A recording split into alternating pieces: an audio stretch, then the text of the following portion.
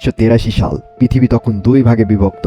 একদিকে আমেরিকা, পশ্চিমের পরাশক্তি, অন্যদিকে রাশিয়া, পূর্বের পরাশক্তি। দুই দেশের মধ্যে চলছে ঠান্ডা যুদ্ধ। সরাসরি লড়াই নেই, কিন্তু ঘৃণা, সন্দেহ আর ভয় তুঙ্গে। দুই পক্ষের কাছেই আছে হাজার হাজার পারমাণবিক বোমা। একটা চাপলে অপর পক্ষ পাল্টা চাপবে এবং পৃথিবী শেষ। এই পরিস্থিতিতে সোভিয়েতে কাজ করতেন এক অফিসার। তার নাম লেফটেন্যান্ট কর্নেল স্টানিস্লাভ পেত্রেভ, যিনি ছিলেন সাধারণ একজন মানুষ। বাড়িতে সংসার আছে, স্ত্রী আছে, সেনাবাহিনীতে চাকরি করেন। তিনি বিশেষ কোনো বীর না।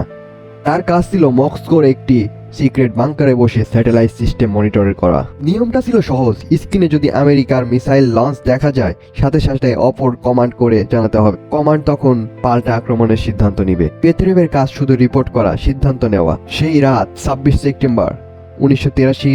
রাত তখন প্রায় 12:30। বাংকারে সব শান্ত। পেত্রেভ ডিউটিতে বসে আছেন। হঠাৎ সাইরেন বেজে উঠল। স্ক্রিনে বড় হরফে লেখা হলো, মিসাইল লঞ্চ শনাক্ত হয়েছে। শুধু একটা না, একে একে 5টা মিসাইল। সিস্টেম বলছে আমেরিকা আক্রমণ করেছে। পুরো বাংকার আতঙ্কে জমে গেল, সবাই পেত্রেভের দিকে তাকিয়ে।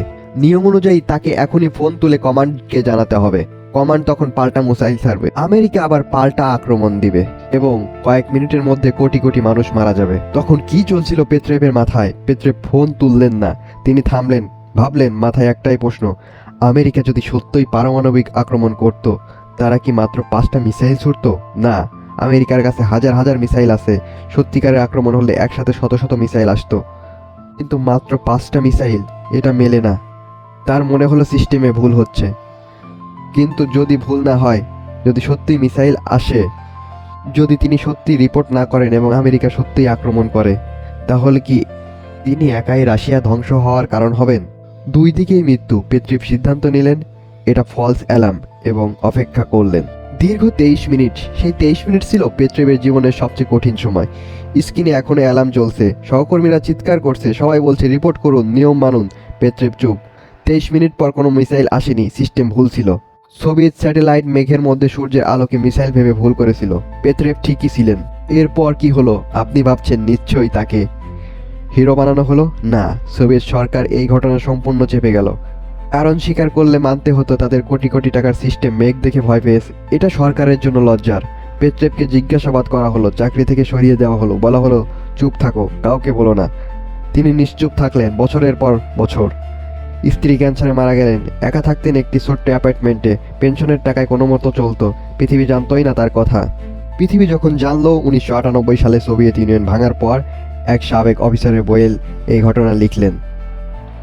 ঘটনা পড়ে পৃথিবী স্তব্ধ হয়ে গেল। 2004 সালে পেত্রেভকে জার্মানিতে একটি পুরস্কার দেওয়া হলো। 2006 সালে জাতিসংঘের সম্মান জানানো হলো। সেখানে একজন সাংবাদিক জিজ্ঞেস করলেন, আপনি কি নিজেকে হিরো মনে করেন? পেত্রেভ বললেন, না, আমি সঠিক সময়ে সঠিক জায়গায় ছিলাম, এতটুকুই। 2017 সালে 77 বছর বয়সে তিনি মারা গেলেন একা একটি সেই ছোট্ট অ্যাপার্টমেন্টে। তাকে কোনো রাষ্ট্রীয় সম্মান দেওয়া হয়নি। সেদিন পেত্রেভের কারণে এই তৃতীয় বিশ্বযুদ্ধ শুরু হয়নি। যুদ্ধ থেকে বেঁচে গেছে কোটি কোটি মানুষ। এর পেছনে একজন সাধারণ মানুষের একটি মুহূর্তের সাহস আছে। যে মানুষটি নিয়ম ভেঙেছিল, যে মানুষটি থেমে ভেবেছিল, যে মানুষটির নাম স্টানিস্লাভ পেত্রেভ, এবং পৃথিবীর বেশিরভাগ মানুষ আজও তার নাম জানে না।